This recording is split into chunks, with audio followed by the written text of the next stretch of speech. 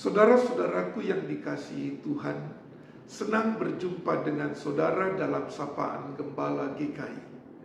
Saya Pendeta Boas Tarigan dari GKI Palsi Gunung Depok.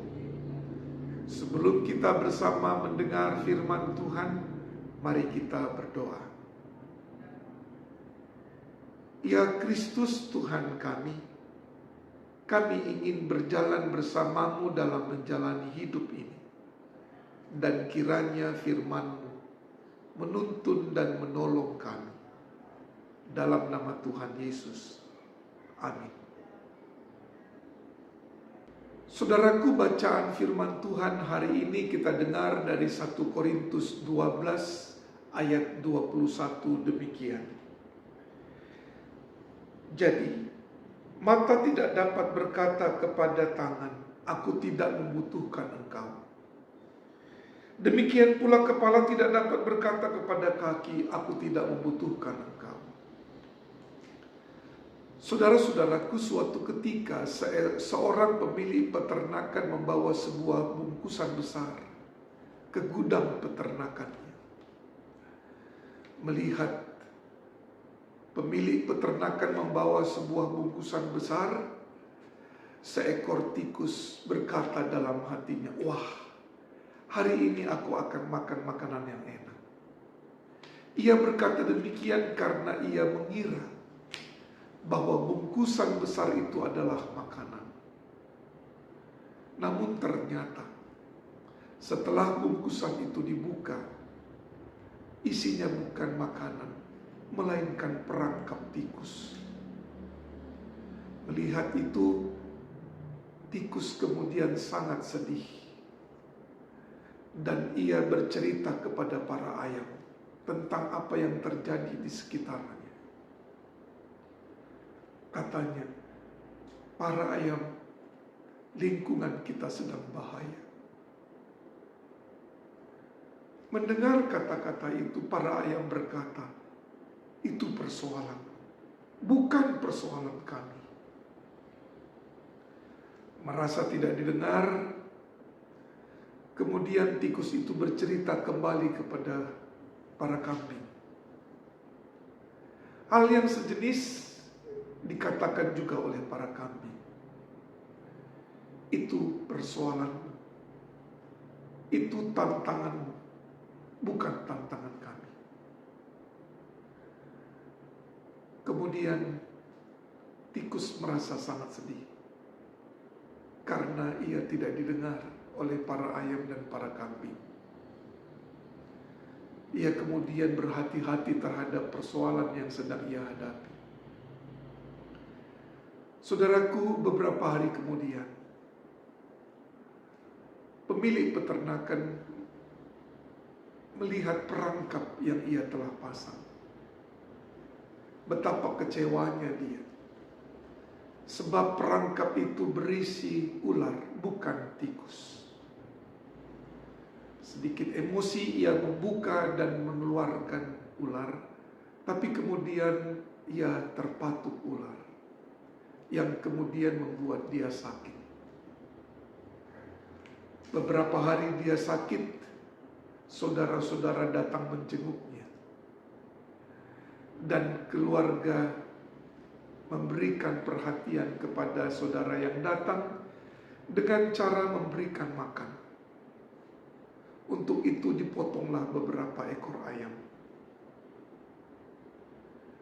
Beberapa hari kemudian, pemilik peternakan itu meninggal dan banyak para pelayat yang datang untuk memberikan penghormatan kepada para pelayat. Keluarga menyediakan makanan. Karena itu dipotonglah beberapa ekor kambing. Setelah semuanya selesai, pemilik peternakan yang meninggal dimakamkan. Saudaraku, ini sebuah cerita. Cerita yang syarat dengan makna. Dan saya melihat tentang seekor tikus yang sedang bergumul, yang melihat bahwa ini persoalan besar yang sedang dihadapi bersama. Tapi para ayam melihat bahwa itu bukan masalah mereka. Para kambing dan pun berkata bahwa itu bukan persoalan mereka. Tapi ternyata yang menjadi korban adalah para ayam.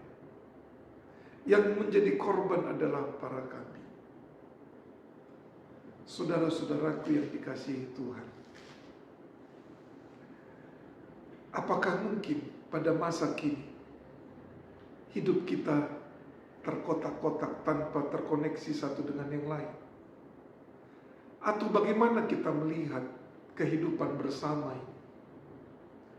Saudara-saudaraku yang Tuhan kasihi, jemaat di Korintus hidup terkotak-kotak dan terpisah. Ada yang menganggap ia kelompok Paulus, ada yang menganggap ia kelompok Kefas, dan kelompok yang lain. Dan kelompok-kelompok ini tidak terkoneksi satu dengan yang lain, bahkan menganggap yang lain lebih penting dibandingkan kelompok yang lain. Satu mengagungkan diri dan yang lain direndahkan. Melihat keadaan seperti itu, Paulus memberikan pemahaman bagaimana hidup persekutuan harus dibangun.